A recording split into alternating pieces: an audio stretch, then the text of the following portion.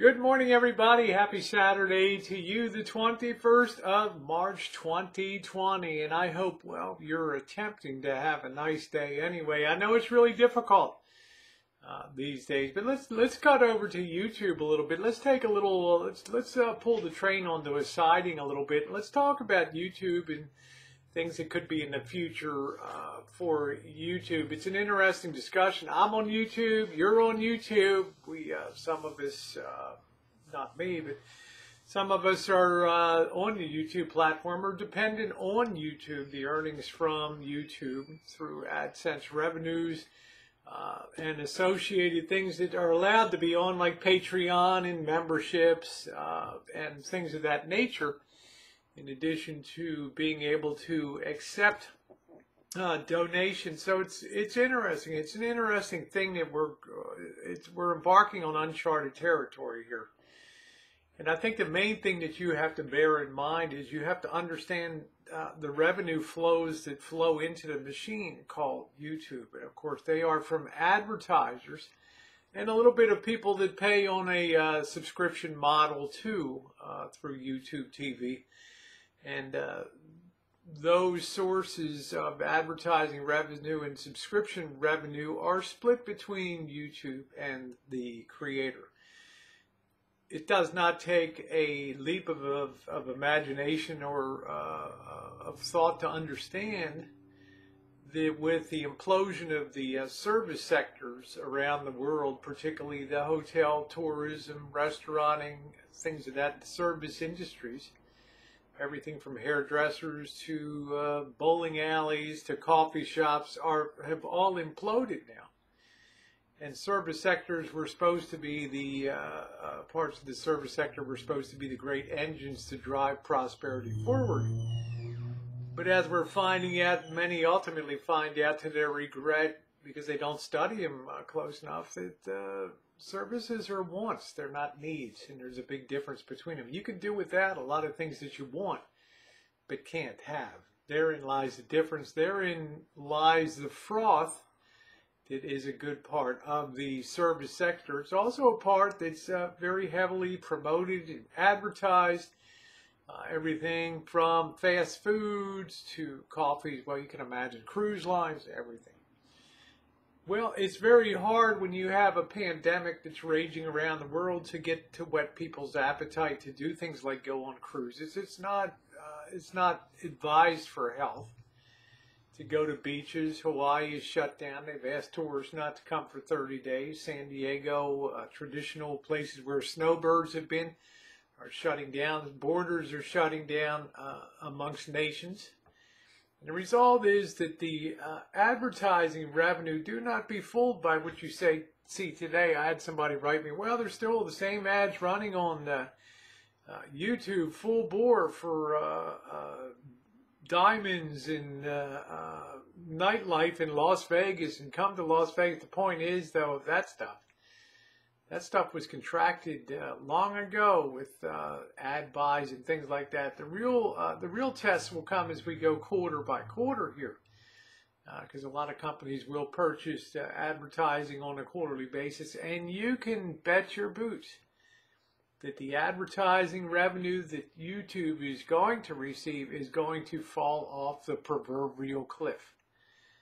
The result of that is, because there's no sense stimulating demand when an implosion is taking out so much spending power and so much accumulated wealth of the nations. It's pointless. Okay, it's like pushing on the proverbial string. Nothing's going to happen. In terms of YouTube creators, I am sure in the April letter that was probably being drafted now, the commentary will come out. Dear YouTube creators, we know that this is a difficult time. It is a difficult time for YouTube too. But we must, in fairness, let you know that the earning streams that you have enjoyed from YouTube as creators, at least those of you who are monetized, will not continue at the pace and at the rate that they did before. It is just a fact of life that the pandemic and its attendant economic problems have created this mess. Therefore, we urge you to continue to take steps, as we've always advised, to don't be dependent on YouTube for your livelihood. Then I'll go on probably the next paragraph. We would encourage you, as we have for several years, to cultivate new sources of revenue, such as Patreon, such as members, such as promotional things. In this way, you may be able to supplement some of your lost income. Well, get back to me on how that's going to work out in the future. The ultimate result, the so-called bottom line, will be that there will be much less produced content on YouTube because, frankly, people's ability to financially produce content will be significantly reduced. There's no way around it. It costs money to keep an RV on the road, particularly RVing is the backbone of the void in so many ways. Nomads and other people putting content up. But there's limits to what's going to be possible, especially in a contracting economy, where jobs will be exceedingly scarce and rebuilding will be a multi-year effort. So I think that's the reality of the YouTube for the future. You can also expect that content will be shifting dramatically. Content that features fighting back and forth and will be seen as sort of nonsensical and stupid now, in the face of a massive setback for the world. People will want to focus on more serious topics and be informed about possibilities. Think of ways to be creative and how to build a better world as we recover from this pandemic, which could still be some 18 months out. We just don't know.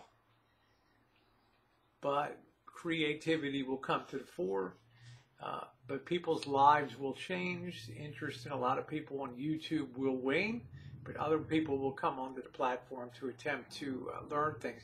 But you can expect, as a consequence of running YouTube, that they will probably enact some things to shrink the base of creators and viability here on YouTube.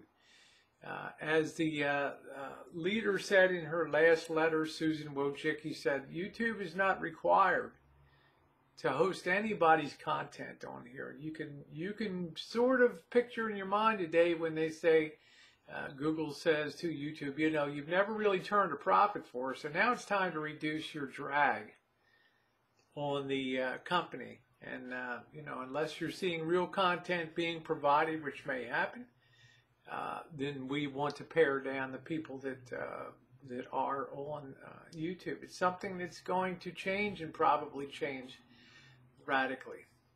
I can guarantee you one thing now, they're sitting in conferences on the daily and phone conferences, teleconferences, figuring out a way forward and what the impact is going to be on the whole Google, the whole ABC group that we're all under the umbrella of. Big changes are coming, and it's going to mean a lot of pain, especially for a lot of people that are out there on the roads, the RVers and people like that. You will be known by the seeds you sowed. If you're a person that's been positive and provided positive content and been positive for the community, you may get the level of support that's going to be needed going forward. If you've been a drag and a negative force on YouTube and counting on things like a growing subscriber base and growing advertising revenue, I hate to say it, you have been cut off by the past, and there is no bridge to get over the big ravine of the to the future. You have shot yourself in the proverbial foot, and thus it will remain. So we will see how it all plays out. These are just my thoughts and opinions on things. Knowing a little bit about how the corporate mind works and what is probably being said in those meetings, it's probably getting ready to put the thickest cushion they can under a lot of YouTube creators coming up. Thanks for watching today, and it sure will be interesting to see. Thumbs up are appreciated, and do go outside, enjoy. If you're having nice weather, it is officially spring everywhere. It is beautiful outside. when it's not raining. Go outside, take advantage of it, take yourself a walk, and get some air and clear your mind. Thanks, everybody.